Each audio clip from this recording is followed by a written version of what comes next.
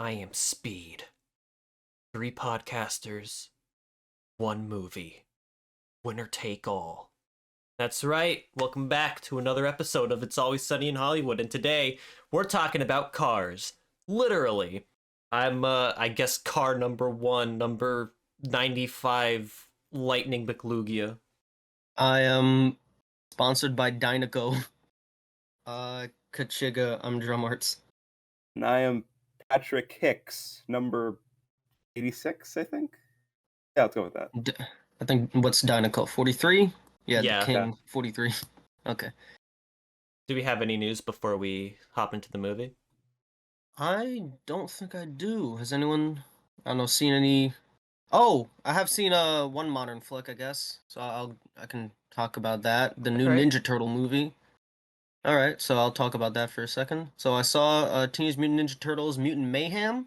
The best way I can describe the film, I guess, is simple. You know, it's very strong, and there's a strong charm to its simplicity. Kind of wears his heart on his sleeve. Honestly, there's just not a lot to it. Like, it's so simple. It just kind of feels like it's just a very like straightforward film.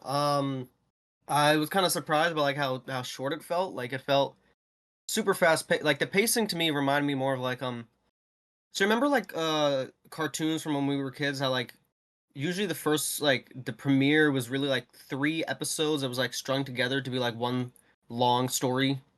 Mhm. Like Samurai Jack did that. This is what this felt like. It felt like 3 episodes of a TV show stapled together and then with an extra climax just so it could wrap up like all the details. I thought it was kind of refreshing because this clearly has like a similar animation style to like a lot of Lord and Miller movies. But those movies are usually like super fast paced when this is like pretty casual. I like the look of the film. You know, kind of has kind of sketches a teenager would make in the Notebook. Those are my main thoughts. I thought it was pretty cute.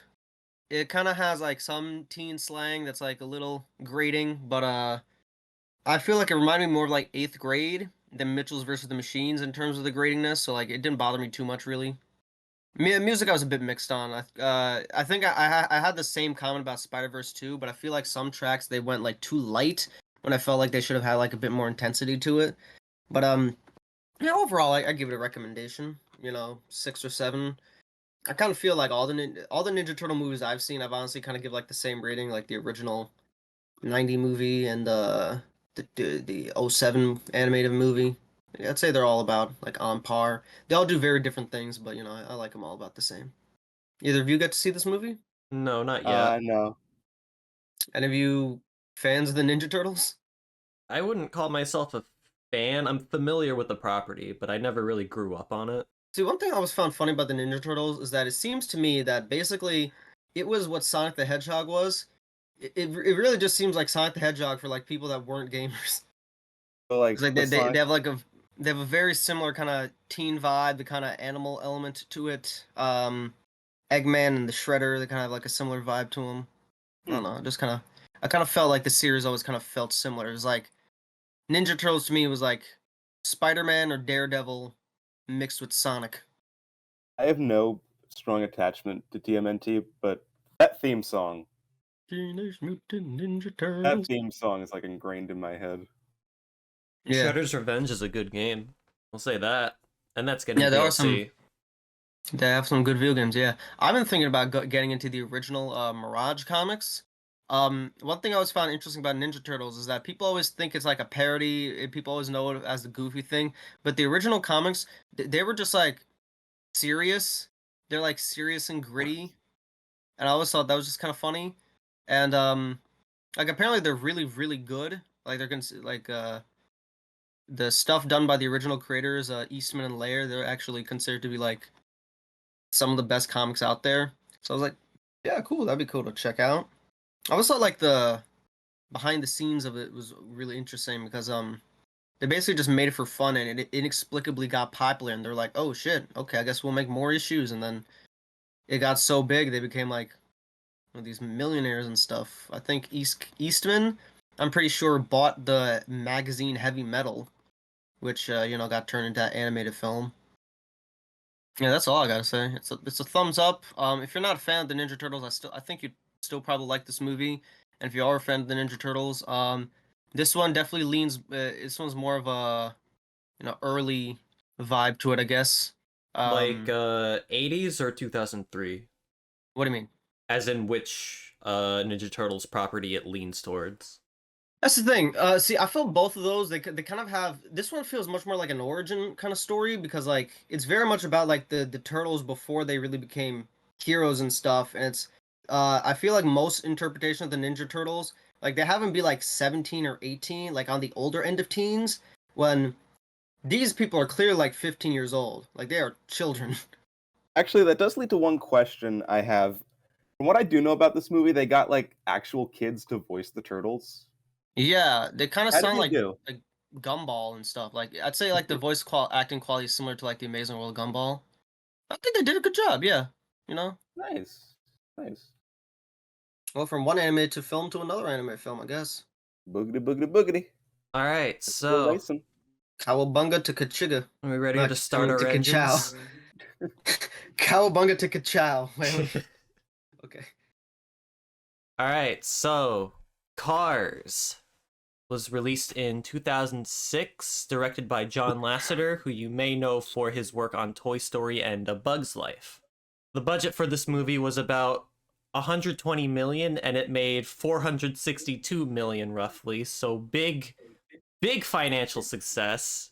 And That doesn't even get into the toy sales. yeah, the This Nope. apparently merchandise for this This movie is was Merchandising. apparently probably like the most biggest part. successful merchandising You effort. slapped it that on Pixar has everything. ever had. Cars the lunchbox. I'm Cars just gonna the get into this t-shirt. now. Cars the breakfast cereal. I was a Cars big the flamethrower. contributing factor to this movie's growth income-wise. Oh yeah, no, Oh, I think me all of us too. were. Listen, full disclosure, we were like 5 or 6 when this movie came out, which I think is like the prime demographic for this movie.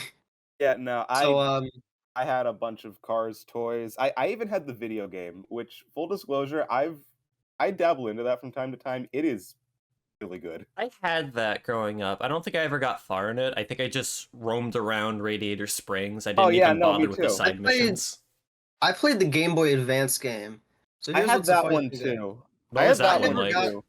Oh, Game Boy Advance game is like an isometric racer. It's it was kind of like an arcade racer. It was like Kind top of. down, basically. it was As a bit off kid, for I the was controller. not very good at it. One of my friends I actually gave it to one of my friends once, and they beat the game, and that's how I kind of got to see what the rest of the levels were like. But as an adult, it's not too bad actually. It's pretty decent. It controls well, I thought.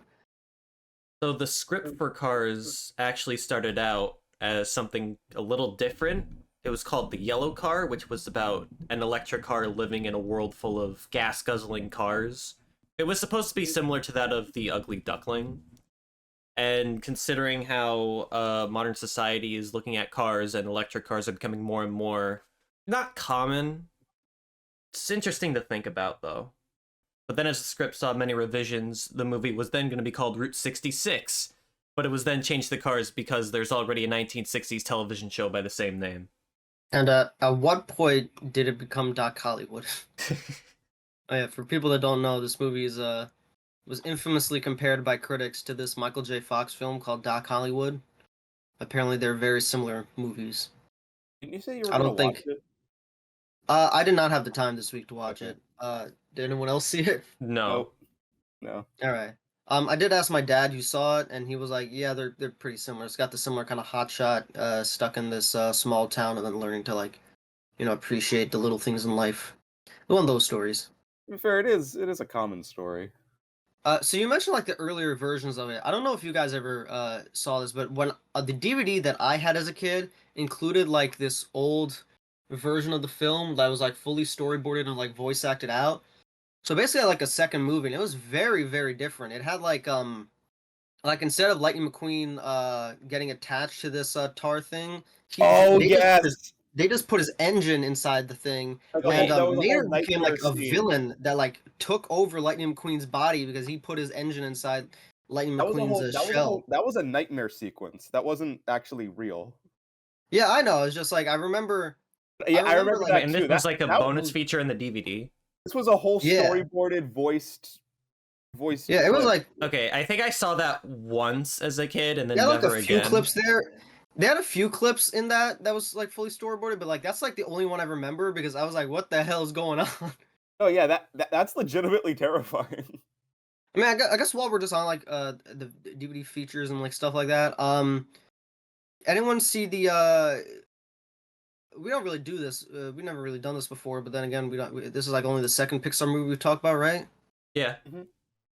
Okay, what did you guys think of the short film that was before it? This one was a one man band, which is where the two competing That's cute. musicians and this humble little peasant girl has this coin, and that she's like trying to decide who to give it to. It's cute. It's not one of my favorites, but I like it. It's actually kind of like was one of my favorites. I was like, I don't know, I always thought this one was like really funny, just because like one, it was entirely silent, basically. Like it was like a Well, silent film where like well, basically all the Tom and Pixar Jerry shorts was. are silent. Yeah, fair enough, actually. Yeah, a lot of them are silent. I Yeah, don't I was The, just kind the, of o- like I don't the. think I saw the, it. o- the only two I can think of Things. that actually have like dialogue is the one with the volcano and The the lava one that Boundin'. plays before Inside Out. Yes, I and want to Boundin'. be. Lugia, look in chat. You don't recognize this one? I may have seen that before, like years ago. I mean, you probably saw it in theaters back in '06. Um, actually, I don't think I did. Did you Oh, see Cars in theaters? I did. Lugia, did you? No, I think I just had the DVD and I just watched that a bunch of times. Ah. No, okay. I mean, it's on the DVD, but yeah, okay, that's cool. But yeah, this was I don't know. This was always just like a short that I was particularly fond of, which is why I want to mention it because I don't know. I just thought like the ending punchline was pretty funny and like it just had a lot of like creative animation. I felt.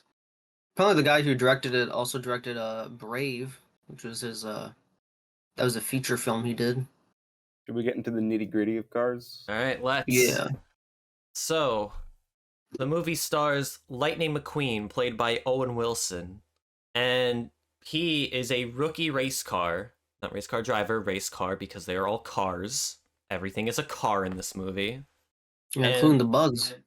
And Lightning McQueen manages to get into a three-way tie between, I forget their last names, but The One of- King and Chick Hicks.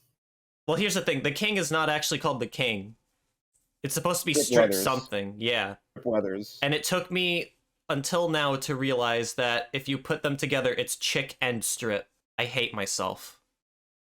Oh my god. No kidding. I don't think that was intentional. I think that was intentional. Nah, I don't think so. And it was. What do chicken strips have to do with cars? Nothing. It's probably an inside joke. Maybe, I don't know. I mean, chickens were formerly dinosaurs, and you got Dynacoat now. I know. How deep and, does this go? Oil and cars, dinosaurs. I don't know.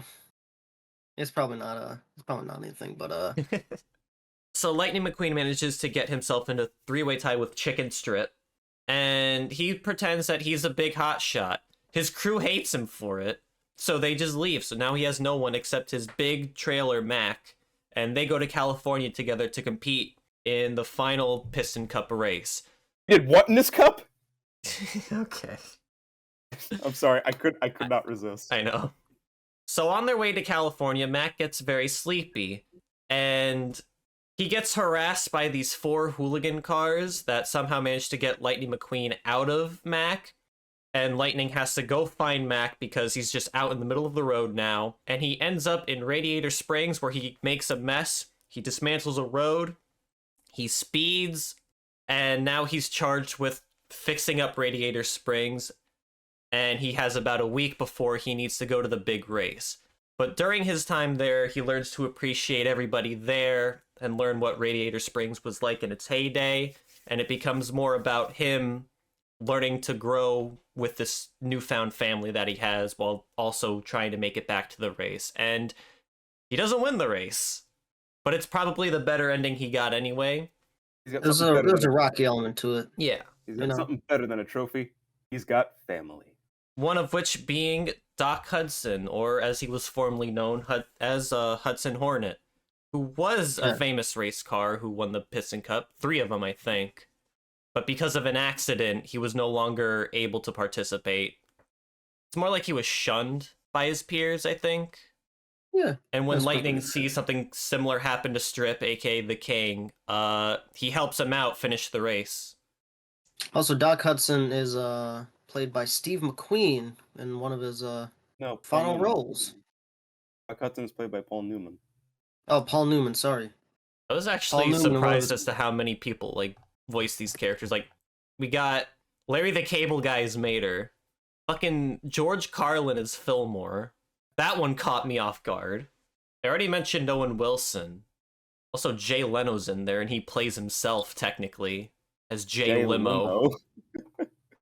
But yeah, so what did we think? I still think it's a pretty good movie. No, it's I have a soft spot for this one. Yeah, honestly, I thought like as an adult, like, oh, it's just a silly kids movie. Like, I'm probably not gonna like this as much as I did as a kid. No, it still holds up remarkably well. Yeah, I never understood why this Pixar film in particular always seemed to get like most people's ire. A lot of people are like, oh, what's the logic? But that always just kind of felt like, cinema sins crap. It was like, it's a cartoon. Like, what do you mean? Like, the logic isn't like important on like how the mechanics of the world work. Like, you get it, you know. If cars But run I out of never. gas, do they get stuck there? Do they need to eat? Do they need to drink? Is the only Yeah, way yeah. they can die is by getting wrecked? It's not a movie about the world building. Like But yeah, put I that don't know. aside. I don't know. There's just something very cozy about this movie. It's like a good like late summer watch. Yeah, this is very good for like a summer. I think like the soundtrack is a big contributor to that because it's a lot of like Mm. country music. Yeah, and they're like Southern rock. "Life Is a Highway" is probably like one of the more iconic songs from this, Real the Gone. Rascal Flatts cover. What'd you say? Real Gone and Real Gone, the opening song for the first race. Yeah, Yeah. That one's iconic. I always like the flashback sequence with the "Life Would Be Dream," and that one's more of like a classic kind of doo-wop song, but same kind of nostalgic feel to it, cozy. One of my favorite scenes was the drive Sally and McQueen take. I The remember that landscapes. scene. That scene actually scared me as a kid when Lightning Really? like opens his mouth and you could see the bugs on his teeth. Listen, I was like 6 years old, Fair enough. so I Fair remember enough. like every time I would watch the movie, I would turn away from that moment just because like I didn't want to see Ew, that. Yeah, bugs like in his teeth. gross. Eh. The bugs are cars, by the way. Volkswagen Beetles, to be specific. Oh, yeah, let's not forget that Cars is also a part of the big Pixar cinematic universe Of course. because we get to see Monsters Inc., A Bug's Life, and Toy Story as Cars. Yes, well, the big theory is that once the humans left the planet in Wall-E, the machines took over. The cars take on the memory of their previous driver. At least that's how the theory goes. Really. Mm-hmm. You know the whole Pixar theory? I'm familiar with some of it. I wasn't familiar with that part. That doesn't make sense at all to me, but okay, I whatever don't you know. say. That's just how that's what it is. I can comment on the Pixar theory. I don't think they're doing it intentionally. I don't legitimately think Pixar is like, all right, we're gonna connect all our movies in some way. I just think it's fun to think about, to see how everything connects. It's like the Zelda timeline. It's not exactly real, but fans find a way. Yeah, like it's not real, but it's fun to think about. Yeah, I just kind of like the. Here's a question. What y'all think of Mater? Because I always thought that was gonna be like the part that aged the worst for me, but I think the character works. I don't know. I think I he still like grew on Mater. me. I mean, I remember I always liked Mater as a kid, but then when I grew up, I kind of thought like he was probably just going to be this annoying partner, best friend type character. But no, like the more he's on screen, the more I appreciated what he was trying to add to the film. Actually, okay, this might sound like a weird comparison. Okay, I know you haven't seen this movie, Lugia. At least I'm assuming not. Cars 2. Red. No. Red, you've seen Soul, right? Yeah. Rewatching this movie, I was kind of reminded of Soul, at least from the dynamic between Mater and McQueen, because if you think about it, both movies are about this guy who is basically locked focus on this one thing his whole life, and he meets up with this other person who basically just kind of lives free in the moment, not really caring about anything. You kind of get that? Yeah, guys. Yeah. That was similar dynamic, although I feel the personalities in Mater and the 22. what's her number? 22. Yeah, I feel like their personalities are pretty different because Mater's got much more of like a positive, upbeat thing. When she's a little more cynical, I guess. I could see similarities between the two. Not one Yeah, to no, one, there's but definitely similarities. Yeah, Pixar's definitely got a kind of a. Pixar's a lot of like kind of buddy duos. That's kind of like their formula. yeah, no, I still really liked Mater. So here's a weird thing. I think this record was beaten, but this is like the second longest Pixar film. This is only like just under 2 hours. Yeah, which is weird Anime to films think don't about. tend to be long. Yeah. Yeah, but I mean, I think The Incredibles 2 beat it out, but like for a while, this was the longest Pixar movie, which is weird to think about. Like a movie about talking cars, that's the one that needs to be 2 hours. Well, actually, going back to the characters for a second, so we talked about Mater. Let's talk about the real deal Lightning McQueen here. Damn it, not Frank? No, not Frank. We can get back to Frank if you want, but Nah. so a big criticism I hear from people is that Lightning is way too selfish. What do you I guys think of forgot that? how much of a dick he was in the beginning. That's how. That's the whole point. Like, if he's not a dick in the beginning, what's the arc?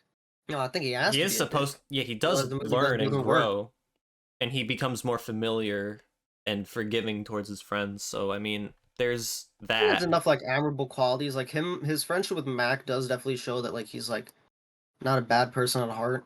But he has big dreams. He just doesn't have really a good way of showing that. It is interesting how, other than Mac, the only other person he really has is his agent Harv, and I find it interesting you never actually see him, which I guess like goes to show how like one of the only people in his life he never even really sees. I think even on the phone call, he's like, "Yeah, we should totally do something." He's like, "Yeah, kid, all right, I gotta go. I gotta deal with this thing." Deep down, he's just a lonely guy. What about some of the side characters? Like Fillmore, the sergeant, I Lizzie? thought Ramon was pretty funny. They're all pretty one note, but I don't, like they're not annoying. Like I like them enough. They serve their purpose. Mm-hmm. I feel like it balances out everything pretty well. I mean, obviously, like Doc is one of the more important ones. Doc Yeah, is like Doc, Mater, Sally, and McQueen. Those are like the main characters of the film. I thought it was impressive how they were able to give like Chick a solid villainous presence, considering like how little he's actually like really interacts with McQueen throughout the film. Like I was like, oh, that's actually kind of impressive how like they're able to make him feel like him and the King. They were able to make them feel like fleshed out enough characters, which was I feel like it's kind of difficult because they really only had like they were only there for the first act, and like for the second act of the movie, they weren't really there. I say the thing that really makes the movie definitely is the ending. Where Lightning grows as a not person car, and he doesn't let history repeat itself with the King and Doc. Like, In a way. there's a lot more to racing than just winning. Something I want to talk to you guys about is the animation. So Okay. Yeah, obviously, you're dealing with cars. You're not dealing with humans or humanoid proportions like going back to Bug's Life and Toy Story, where the characters like they have arms, they have legs, they can do human like motions. But then you get to Cars, and you have to figure out a way to make that work. And I think they struck a nice balance with how the tires can extend out to mimic like arm gestures. yeah, yeah. No, that was definitely clever. Kind of Patrick? reminds me of like how the Lego Movie kind of Yeah, cheated that's a what I was bit thinking. to give some It stays more within the expressions. limitations. It stays within the limitations, but it's just exaggerated enough that it's believable. You got to admire like the wide variety of cars they have, like new cars, old cars. Rusty cars. Actually, in rewatching the movie again, I can't believe it took me this long to realize Lightning McQueen his sponsor is basically butt cream. What? Rusty's is essentially like butt cream. Rusty's medicated bumper ointment. The bumper Oh, Oh of the car. yeah, The butt of the car. yeah. It's hemorrhoid cream. It took me this long to realize what it actually is. Like I was now oh that I yeah, think it's like about it, there's a lot of butt jokes in this movie.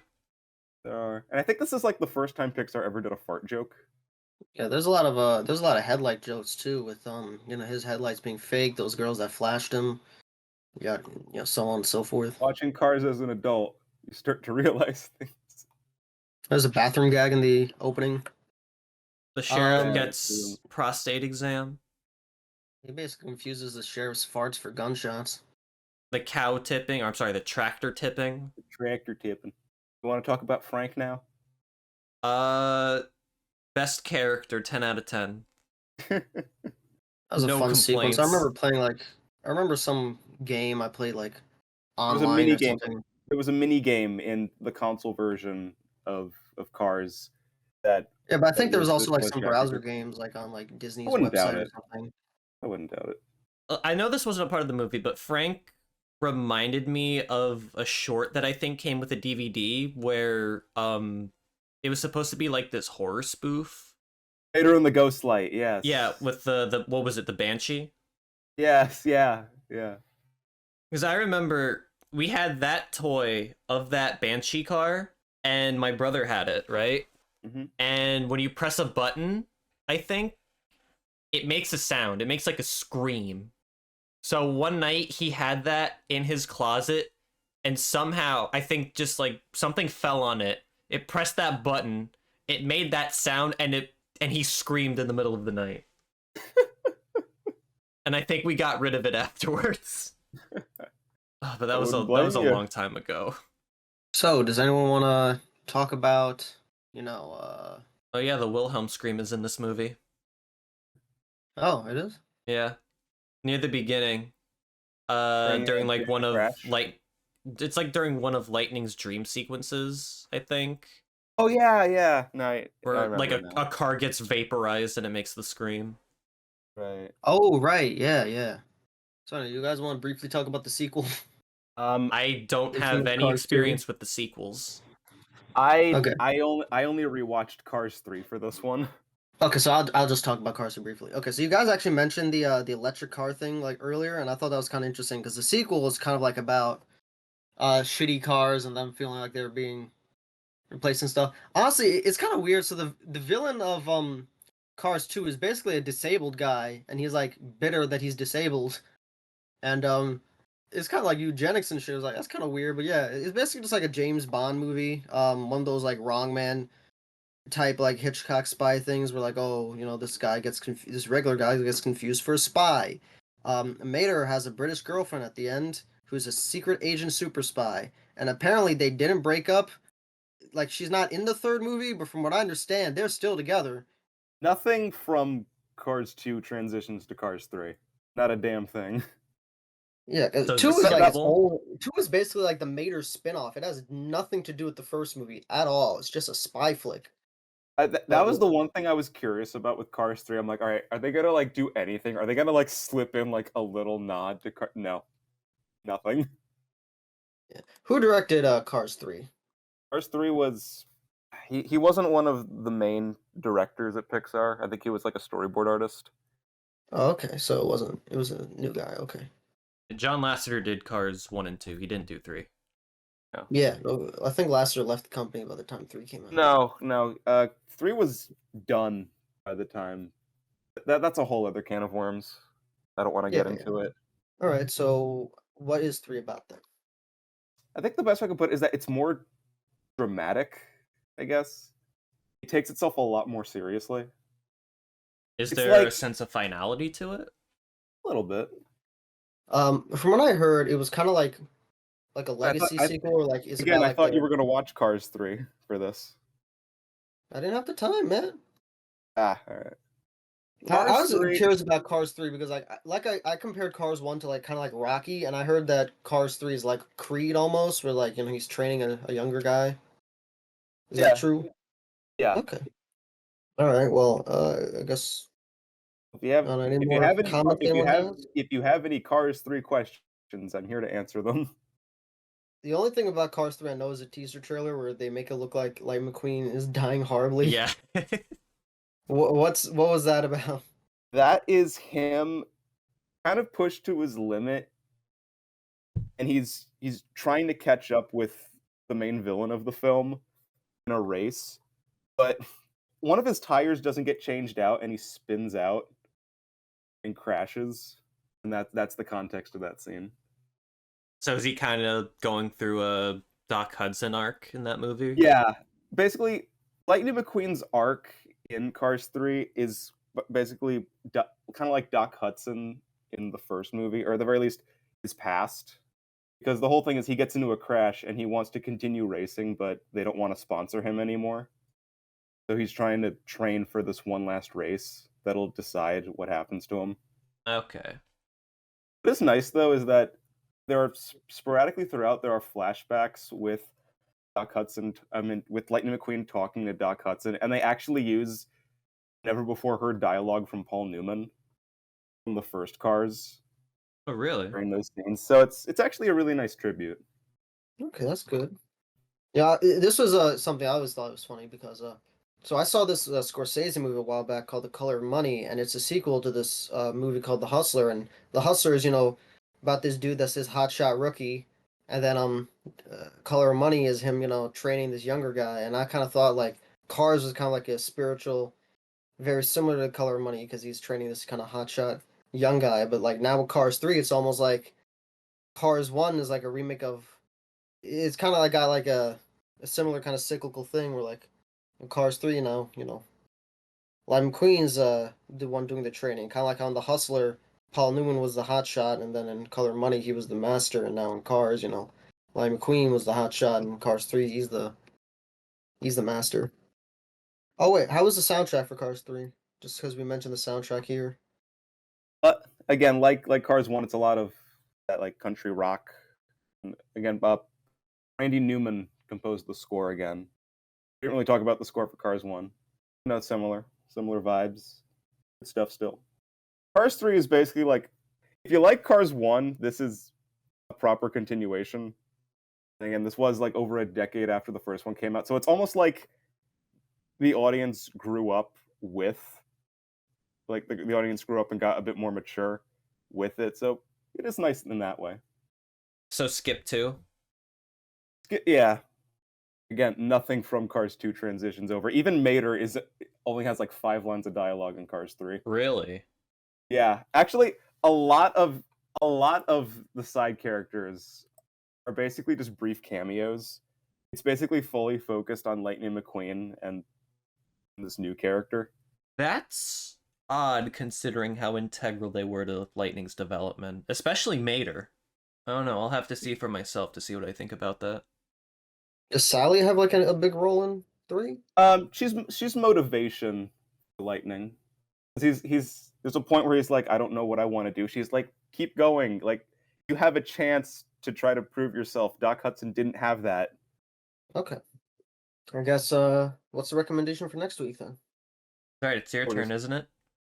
Right, yes. I don't know if we were gonna fully wrap up our thoughts on Cars though. I think we've Yeah, established that we liked it. Yeah, thumbs up. Solid movie. 7 out of 10. Like I said, a cozy summer movie. So, yes, it is my turn. So, we're going to be making a smooth transition with this one.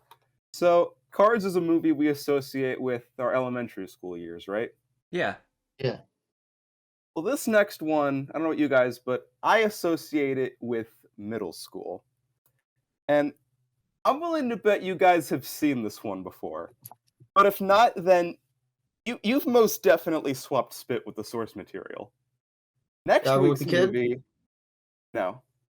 Oh. Next week's movie is The Outsiders. Oh, yeah. Oh yeah, The Outsiders. Francis Ford Coppola. Yep. So You I guys guess read this the book, is, right? I read the book. I don't have think I read- ever saw I've the seen movie. the book and seen the movie. I've You seen ever saw both. the Yeah. movie? No. Lugia, I you saw never the movie in class after Yeah, we same saw here. the book. Yeah, No, same. my class just read the book. That was it. Remember, I really liked the book. So it's kind of funny how we're going like, all right, cool. Apocalypse Now. Then conversation. Now this. Hell yeah. Hell to the yeah. Again, I haven't reread or rewatched The Outsiders since middle school. So this I would remember Stay Golden, be Pony quite the Boy. trip. Oh, wait. Before we wrap up, Red, do you want to tell the joke? Oh yeah. So back when we were in middle school, we saw this. We were doing trick or treating, and I saw this dude dressed up like Lightning McQueen, and for some reason I said, "Hello there, my name is Lightning McQueen," and then someone asked me. Then I think Patrick asked, "Where are you from?" And I said, "Queens." And it cracked everyone up for some reason. It's not a good joke. It's not a good but- joke, but the way you say it, it's gold. Yeah. It's just something that's stuck with us. Yeah, like the joke is awful, but the delivery is what makes it. I don't even know like what the original like my initial line was like I'm not even sure what it was like trying to be. It was like I think it was my impression of like a drag queen, but like I didn't know anything about that when I was that old. I was like, but yeah, guess The that's Outsiders. it. What'd you say? He said, so The Outsiders. Yeah, The Outsiders. Next week. Talking about a classic Probably a book couple and a months classic from now. filmmaker. Ralph Macchio. What do you mean a couple months? The upload time of these Oh, has yeah, gotten yeah. a little. Oh yeah, yeah. We're still recording it next week though. Right? Yeah. Okay, cool. So We're yeah, gonna wrap this one up. that's always it's always sunny in Radiator Springs. Ka-chow. Wow. You gotta say ka-chow like Owen Wilson. Ka-chow.